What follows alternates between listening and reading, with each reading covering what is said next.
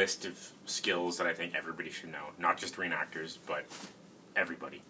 Because I think the world would be a little bit better of a place if people were a little more self-sufficient with certain things. You know, obviously, some of the skills are ones that not everybody can really do, but you know, I think it includes things like people should know the basics of electrical. Not that people should necessarily do that, because it's best to leave that kind of thing to an electrician.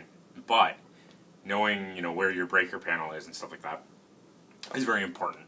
Knowing how to, you know, tighten that screw that's been bothering you on the drawer pull of your kitchen drawers or whatever, that's a valuable thing to know. You know, how to hammer in a nail, things like that. But one of the most important that I found is actually knowing how to sew. And for some reason, a lot of guys are kind of hesitant to learn to sew, thinking that it's womanly or whatever, but, you know, screw that. It's actually a pretty rewarding thing. Even if it's just learning how to use a needle and thread to, you know, patch a hole in your jeans or, you know, your work shirt or whatever, or sew on a button. Very simple things like that. And, you know, for me, I was taught how to sew by my mom when I was fairly young, making pillows and stuff. But I found that I liked I wanted the end product of it. I didn't really care for the work that went into it. So it didn't really stick with me very much. And then as time went on, I, you know, learned how to sew on buttons and stuff, because, you know, you might not have somebody around all the time that knows how to do that. And, you know, it sucks when you have to, you know, walk around with the button in your pants off or something, and that's not good. So it's always good to know how to do that. And, you know, working out in the woods and everything, that's another time where you need to know how to do something like that, because, again, you're only relying on yourself, and it's something that can add comfort to what you're doing if something goes a little bit wrong. And, you know, along that same line, the Sami people, they carry needle and thread on them all the time, just in case they have to repair something. And, you know, when you have a piece of gear, let's say your winter coat, if something on your winter coat fails and you can't close it, that could turn into a life or death situation. And now, specifically for reenactment, you know, being able to fix your own garb at an event, or fix your own garb just doing repairs afterwards, it's very valuable. It's very costly to have to send it out to somebody to get it fixed. And it's not fair to always have to rely on somebody. So doing basic repair work is a valid skill to have too. So, you know, and it also opens doors, knowing how to do a little more complex stuff that you can figure out how to make things. This is a pouch that's sort of my own design that I decided to do so that I had a sporran that wasn't too fancy when I just wear my kilt casually and everything. So this, I wouldn't have been able to buy this for the price of the materials and time. So it can save you money in the long run, and it's a skill that it's just valid to have. You know, you can. I've done everything from making clothes to altering band T-shirts to I made a tent. All kinds of things, all kinds of crazy ideas you can come up with that you wouldn't be able to buy, you'll be able to make. And then I didn't think that I was particularly good at even using a sewing machine properly until I went to college for theater tech, and in the wardrobe class in first year, I was having a lot of trouble. And then the instructor came over to me and he just said, you know, treat it like it's a saw. You're a carpenter. Treat the sewing machine like a saw, and it might make more sense to you. So I did that, and it ended up helping me quite a bit. Just treating it like something that I knew. So from there, I kind of went along on my own path and everything, and I found that I actually quite enjoyed it. I enjoy being able to make things that you just can't buy, or make things that fit me better than anything that I could buy. So I really, really think that it's a skill that's worth learning for everyone. Just even if it's just to be a little more self-sufficient, and even if it's just sewing with a needle and thread and hand sewing. I'm not necessarily the best teacher for it, so I'm just going to recommend that you just look up on YouTube. There's some great resources out there. But as far as materials or tools and materials you'll need some thread. Well, actually, first you'll need a needle, and you can actually get these in a variety pack, or if you're just wanting to learn to patch up your clothes, you can actually get little sewing kits from like a dollar store or something that comes with a needle threader, a little pair of scissors, and a few small spools of thread that'll last you for a little while doing some of the repairs. So that's a good route to go for if you're just doing that. You can go to any sewing supply place or craft store or even a department store, and you can buy variety packs of different sized needles and different spools of thread and everything. And then you'll need a pair of fabric shears. Again, any craft store sells these. A good brand to get is Shears. They're pretty good for their scissors. I actually prefer the ones that are all metal. Let's see if I have a pair here. Similar to these, they just tend, in my opinion, they last longer and they're easier to fix if they go wrong. These ones are kind of hard to sharpen. These ones are good. This particular pair needs a bit of repair work to get it to actually function properly. It looks like somebody actually was hammering with it. It's all dinged up and stuff here, so that needs a bit of fixing. But these scissors will last a very, very long time. And then another thing to note is when you have fabric shears, you cut only fabric with them. Cutting paper, cutting anything else will dull them, and then they won't work properly. Another thing to avoid is cutting through your pins. So if you've pinned a pattern down and you're cutting around the pattern piece, really, really, really avoid your pins, because you'll end up with a dull spot in the blade, and then especially if it's near the end of a cut and you're using just the tip, then you'll end up with a section that has a thread that didn't get cut, and that's always really, really annoying, because then that thread sticks out and it's weird. And then from there, if you're hand sewing, the only other thing you really need is a cloth measuring tape, and that's just so that you can take measurements of, let's say you're making a hat. You want the measurement of around your head and up to the top of your head, or from ear to ear divided by 2. So that's the absolute basic. If you are cutting out a lot of things that are fairly square, I would recommend getting a rotary cutter, a ruler, and a cutting mat as well. Those can be fairly costly. The rotary cutter is usually fairly inexpensive, but the ruler and mat can get fairly pricey depending on what kinds you get and the sizes and everything. And then if you're going for a sewing machine, currently I use a Singer 20U, which is an industrial. It's way overkill for most of the work I do, but the ability to sew through, I think it was 20 layers of a fairly heavy upholstery fabric,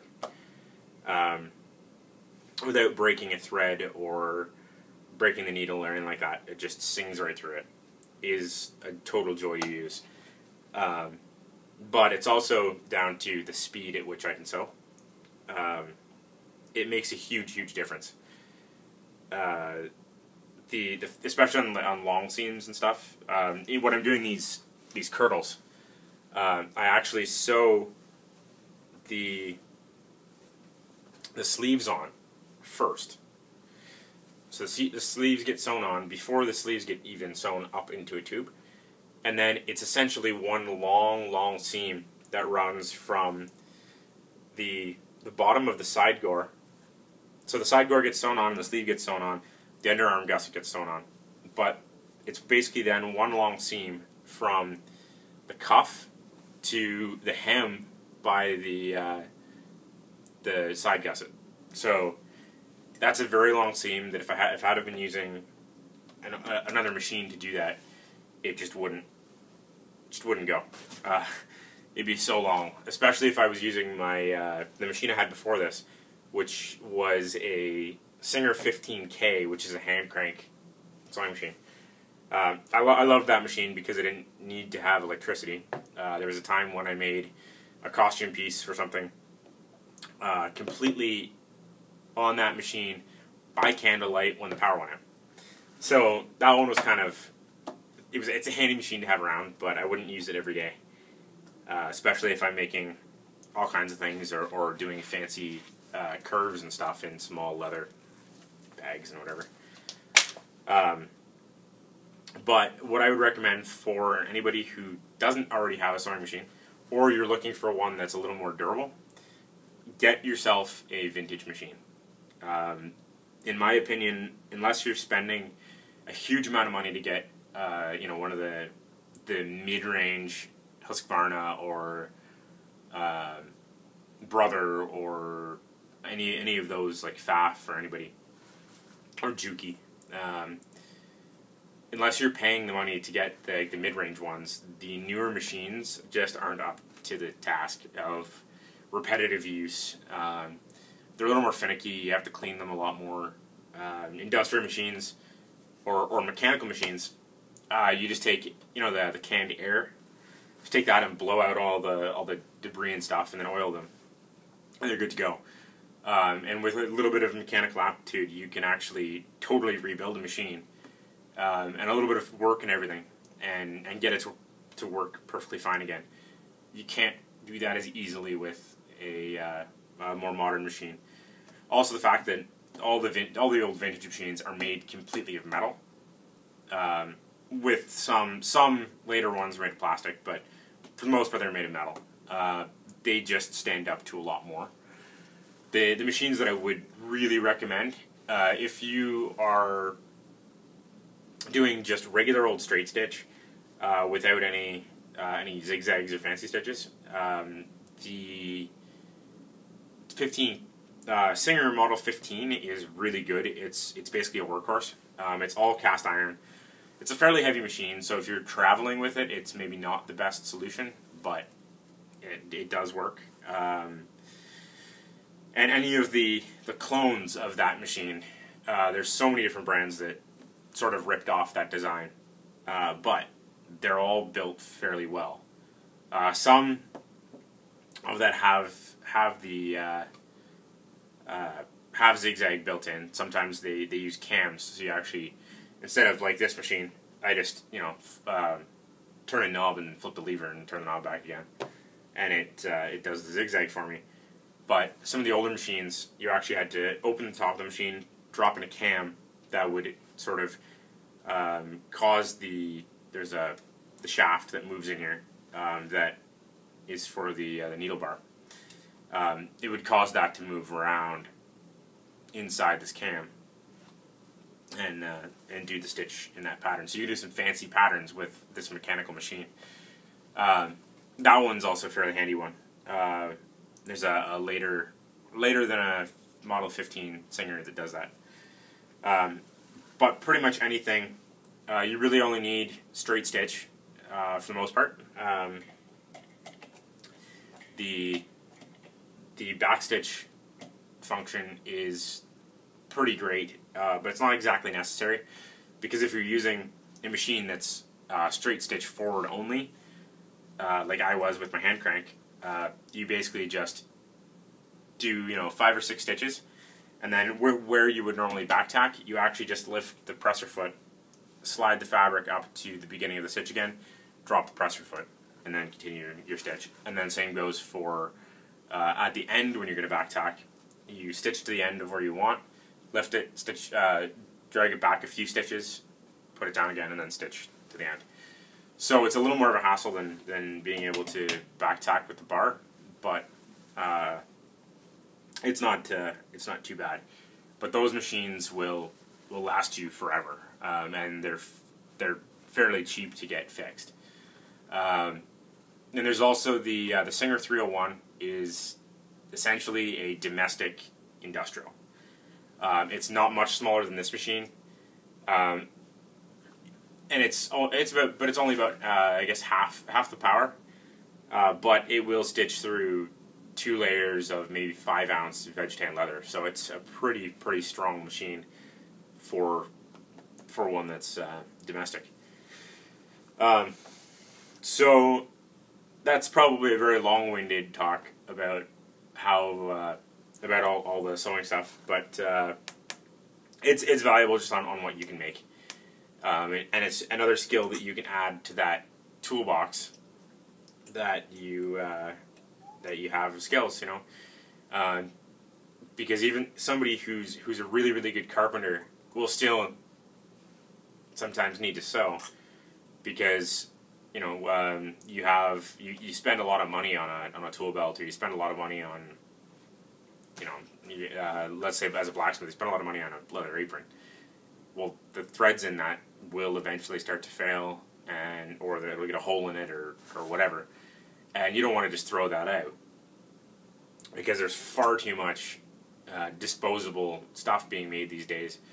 So why not try and fix what you can, so you're not spending extra money on something that you don't need to necessarily do that, because you could fix it if you had the skill. So it's better to gain the skill before you need it than to either spend huge amounts of money on something that you don't need to, or to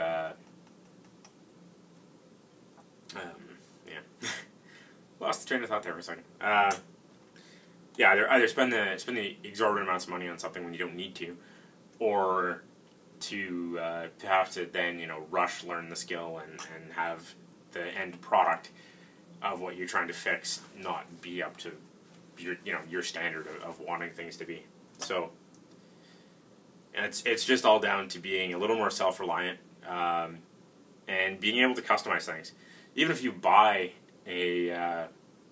if you go and buy a kirtle from somewhere, and it gets to you and it fits perfectly, but then in 6 months you lose a bunch of weight, well, you either get rid of that and get a new one, send it back to that person to be tailored, or send it somewhere else to be tailored and spend more money on it, or, you know, just learn how to add a seam to it, or take it in a little bit, and then there you go. You know, it's just it's a skill that gets overlooked sometimes. So that's that. Thank you for watching. I hope I didn't go on too long. And if you have any questions, don't hesitate to ask. And if you like what you see, please like and subscribe.